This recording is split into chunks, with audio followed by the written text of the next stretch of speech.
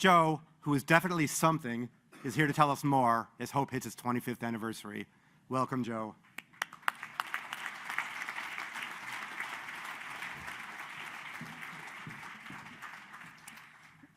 Thanks for that overly gracious introduction. It is an honor to be here on the occasion of celebrating the 25th anniversary of the Hope Foundation. Thank you, this would be important. There is a really outstanding and I think out-of-the-box plenary lined up this afternoon, and thankfully my job here is only to set the stage. What I imagine to be a repressively hot day in Texas. It's August 1993. Dr. Chuck Coltman, flanked by Larry Baker, Rich Fisher, John Crowley, personas who many of us in SWOG have come to know as household names, called to order the first meeting of what was then known as the Southwest Oncology Group Foundation.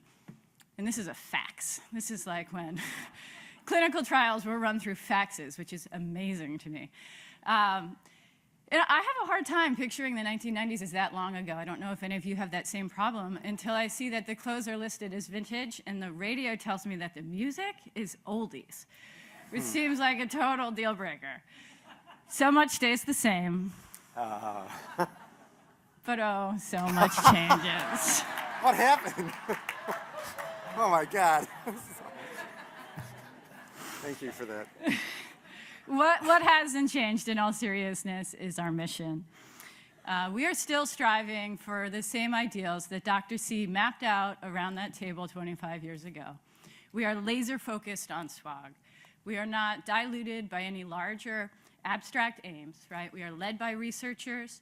We keep low administrative costs, and our primary purpose is to do nothing but to support your work. What hasn't changed is the dedication of our leadership and of our donors and grantees, and that's you, right? That's SWOG members. Our current success is based only upon the success of our previous boards.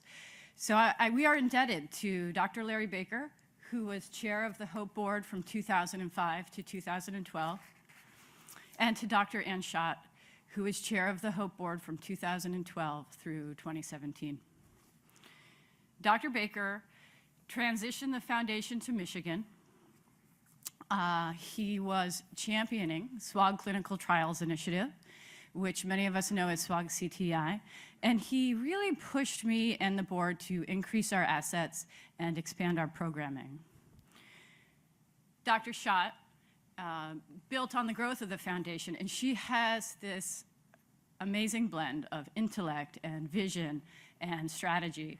And she truly ushered the foundation into an entirely new era of transparency, of sophisticated governance, of measurable impact. And thankfully, I live in Ann Arbor with both of these leaders and have had the opportunity to work very closely with them through the years. And I'm immensely grateful. They have thoughtfully challenged and thoughtfully encouraged all of us within this group. I would also be remiss to not pay respects to other SWOG leaders who historically have played really seminal roles within the foundation. I mentioned John Crowley, Jack McDonald, Sidney Salmon, Marge Godfrey, names that we don't quite hear enough of anymore, but for which we are forever indebted. It's also my responsibility to thank our current, with the exception of Dr. O, board of directors. This is a great group of people right here. So in celebrating 25 years, I'm not going to dwell alone on what's been done, right? But we'll reinvest and re-envision all that we have left to do. The strong, energetic force that is our current chair, nice. Dr. Chuck Blanke, with Nathan Erickson and Dana Sparks and the entire team at Hope and SWOG and Ops and GCO and Stats. We are striving forward with more power and more experience than ever before. I think the next 25 will be equally, if not more, impactful. So what has, finally, right? What has changed dramatically in the past 25 years at Hope? So we are not a sideshow or a slush fund. Over the course of the past 25 years, Hope has increasingly moved towards the center of the group through housing the operations office within our administration, through incorporating SWOG Clinical Trials Initiative, through supplementing the work of the NCTN, through developing our grants by over 81%, right? And that's all in support of SWOG. And all of us here in this room know that that's all in support of SWOG patients. So the numbers clearly speak to how we have grown as an organization. $328,000 in grants have increased to $2.8 million over the last 20 years. Our assets are just now over 50 million, 56 million, honestly, at the end of last quarter. But it's the people that I get to interact with every day that, for me, most clearly mark our progress. Frankly, it's your progress in pushing the boundaries of cancer research. Because of the strength of our governance and this financial growth, we are able to offer over 18 distinct programs to SWOG members. An entire scope of portfolio that includes mentorship support to validating innovative biomarkers. I believe that our funding truly enables SWOG to fulfill its potential. And we are absolutely committed to helping you, whether you are a CRA, a nurse oncologist, a statistician, a scientist, a clinician, to doing your best work. You'll learn about the tangible effects of some of these programs in just a few minutes, right? From past recipients whose initial 3-page research strategy turned into a concept, took root as an idea, right?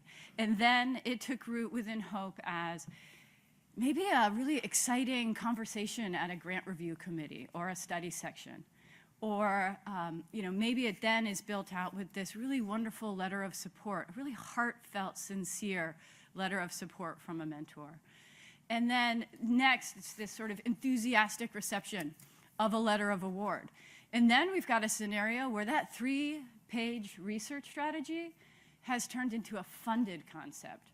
It's turned into a pilot. It's turned into a correlative inquiry. It's turned into protective time. That's time to develop science, and that's time to develop careers. This is a graphic that you most likely have seen elsewhere in the meeting. I would like to actually take a moment and give props to Morgan Cox at Hope and Wendy Lawton at GCO, who I think, I'm sure you'll agree, have done an exemplary job with meeting materials and communicating the passion and potential of what we do as a group. And this certainly does not say everything that we do. But I think it gives you a really great snapshot into what Hope has been capable of and will continue to pursue. So we've got over $30 million cumulatively provided to support SWOG since our founding. Over 95 young investigators, 25 impact awards. We today are celebrating the 10th anniversary of the Coltman Fellowship, so we've provided over 18 Coltman Fellowships, over $750,000 to the partnerships that is SWOG and Jackson Labs and Cold Spring Harbor that support the ITSC.